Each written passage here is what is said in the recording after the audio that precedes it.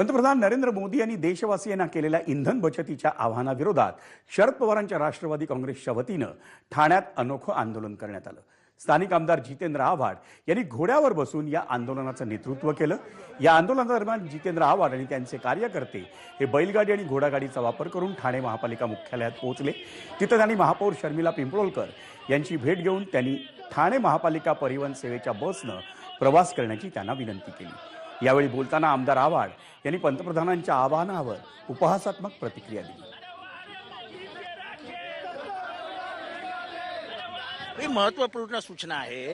देशाच्या बाजारामध्ये खळबळ उडाली आहे, देशाचा शेअर बाजार कोसळलाय।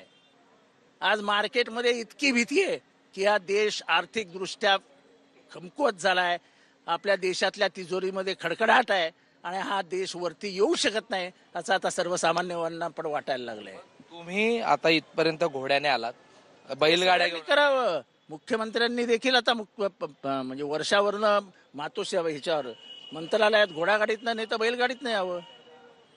आता महापौरांना काय सूचना केली तुम्ही कमीत कमी TMT वापरा। ती बिचारी बाई आहे, आमची भगिनी आहे, ती त्यांना सांगितलं तुम्ही आता गाड्या नका वापरू, आता तुम्ही TMT वापरा। वळूयात पुढच्या बातमीकडे। मुंबईतल्या विक्रोळी येथील पार्कसाईड परिसरात एका 31 वर्षाच्या तरुणानं अवघ्या 13 वर्षांच्या मुलीवर केलेल्या